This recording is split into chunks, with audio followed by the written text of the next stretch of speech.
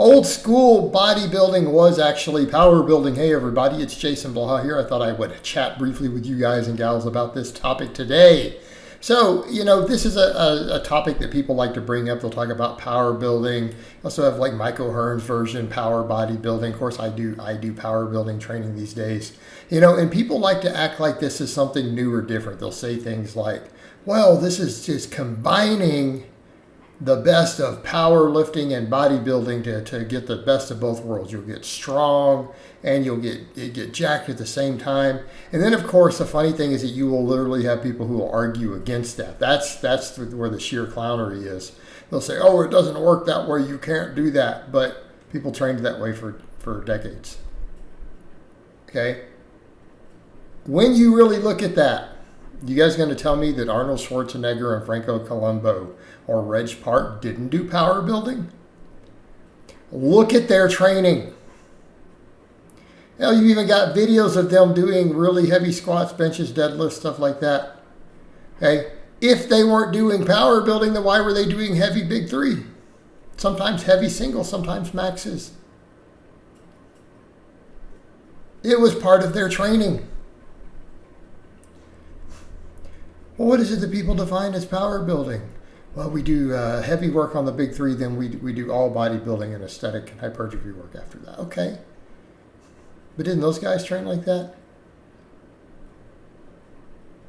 Actually, to some extent, didn't even Westside Barbell, the powerlifting gym, train like that? So at what point do you draw the distinction between powerlifting and bodybuilding?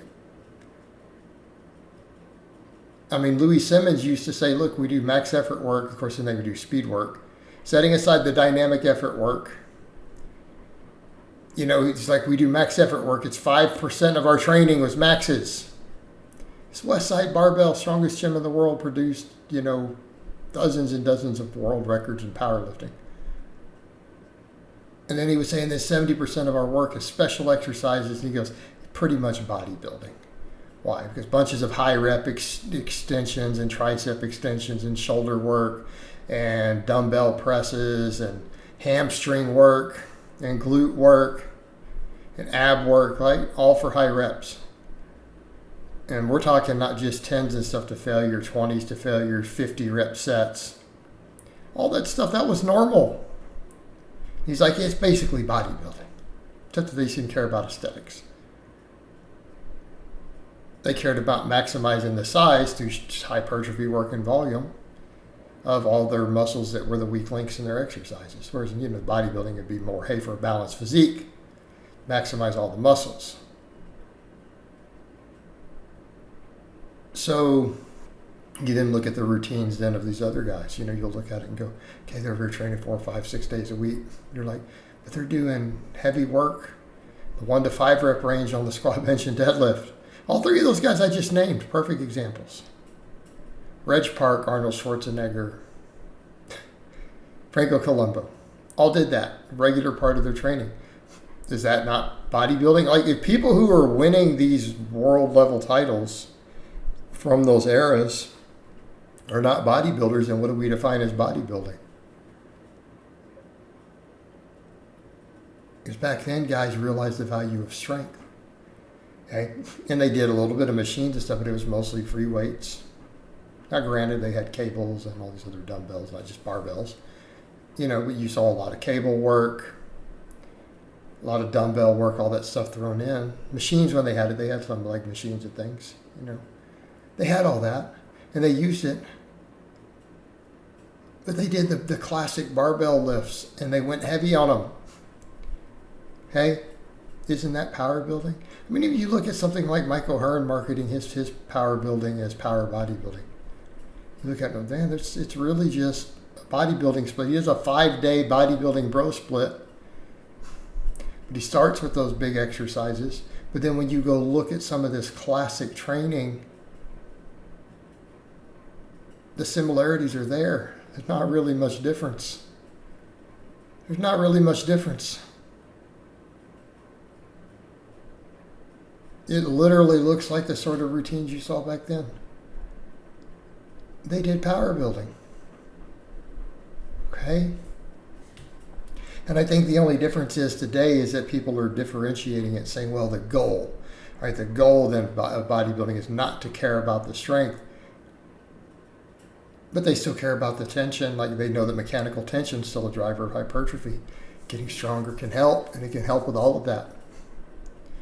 You even have more modern guys who still have really big classic lifts. Ronnie Coleman deadlifting over 800 pounds, benching 500 for reps. Okay, are we going to say that Ronnie Coleman's training wasn't bodybuilding? Even though it's more modern bodybuilding, a little more modern, obviously, than those old school guys. I mean, Ronnie's about to be. Are we getting to the point where Ronnie Coleman's going to be old school? So where are we differentiating it? On all the classic bodybuilders back in the day, they all did the big lifts heavy. They did them heavy. Lots and lots of stuff in the 1 to 5 rep range. And then they came in and pumped everything. So when we talk about these templates, we're just taking the old ideas, the way people trained classically, and we're just rebranding it. We're just rebranding it. And I might even suggest that looking at it that way, you can build some of those classic physiques.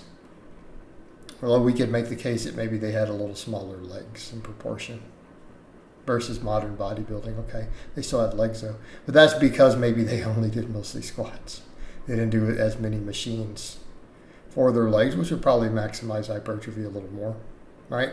And I'll give that. I would say that may be a difference. It is a little easier to maximize your size on machines for the thighs because you can handle more total volume and recover, all right? But setting that aside, it's really not that big of a difference, okay? So again, when we start talking about power building, it's just classic bodybuilding. Because what's the end goal? You look at it, it's like, well, we combine the two, but it's still mostly, we want to maximize aesthetics and muscle. We just happen to also throw in some heavy work on those classic movements so that you're not weak. And you got that strength base to go with it. But that still causes muscle growth, you know. Do a couple heavy triples on those big lifts. It's still going to cause some muscle growth, particularly when we're looking at total fatigue for the total workout. Okay. It's just that some people would argue, well, we could argue about the stimulus fatigue. Okay, fine. We could argue about maybe it detracts in from the total volume you could do. But really, are you really doing that much to where it's a problem? Okay. Maybe you don't really need 30 sets of machine work for each muscle.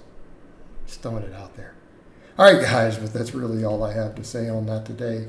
I hope it's been informative, and I'll talk to you guys and gals next time.